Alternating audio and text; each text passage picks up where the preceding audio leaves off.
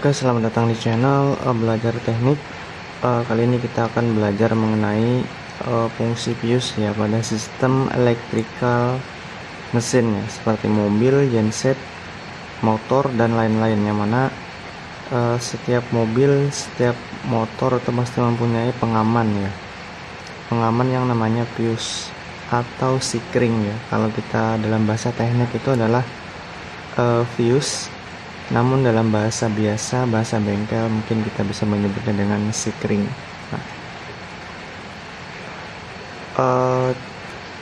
fungsi dari fuse di sini adalah untuk mengamankan komponen lain nih dalam suatu sistem agar tidak terjadinya kerusakan komponen lainnya. Jadi yang rusak itu hanya fuse, bukan komponen lainnya. Jadi ketika kita terjadi kontesting listrik ya, atau terjadi short circuit, maka akan terjadinya tegangan lebih ya, yang menyebabkan terjadinya fuse ini bisa putus. Sama seperti listrik yang ada di rumah kita itu kan ada itu juga ya, ada seperti apa itu, pasti juga mempunyai sejenis pengaman ya, agar tidak terjadinya konsleting listrik. Jadi kalau konsleting listrik yang ada di rumah kita pasti akan terjadinya kilometernya akan kembali ke nol. Itulah fungsi dari sikring atau fuse.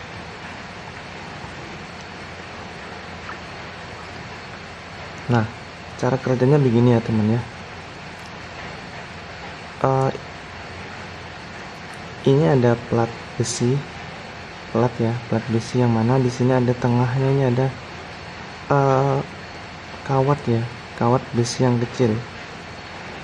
Jadi ketika normalnya arus akan mengalir lewat sini, arus akan mengalir masuk ke lewat plat yang di tengah ini, melewati ini dan melalui ke sistem. Nah, ketika terjadi tegangan kejut, tegangan lebih atau tegangan konslet, maka arusnya akan semakin besar. Semakin besar arus, maka akan membuat plat yang ada di tengah ini menjadi panas. Karena panas, ini mengakibatkan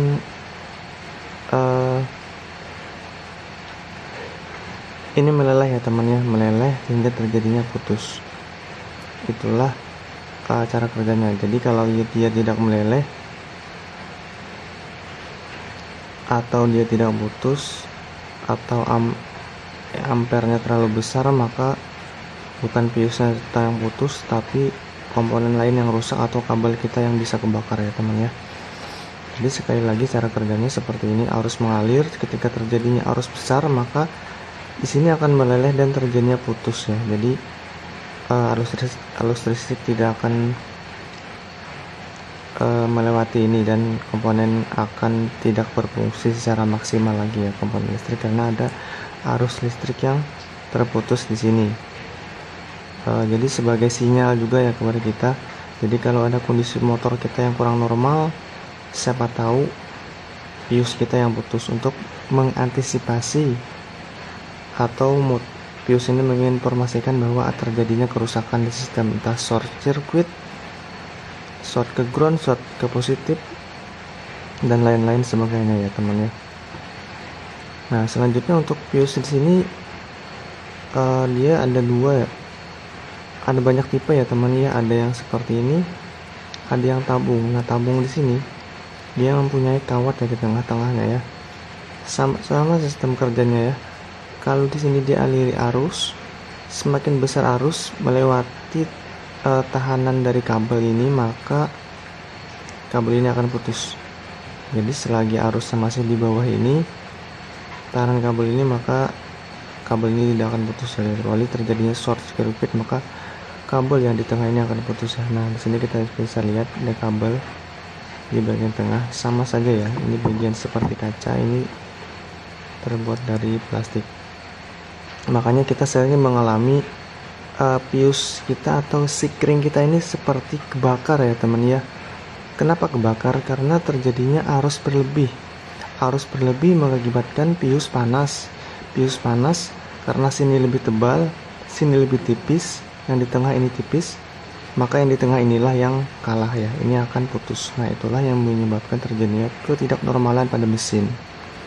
Dan juga untuk mengamankan mesin kita ya. Jadi pius ini sangat berfungsi sekali pada suatu komponen elektrik untuk mengamankan motor kita daripada kerusakan yang lebih besar.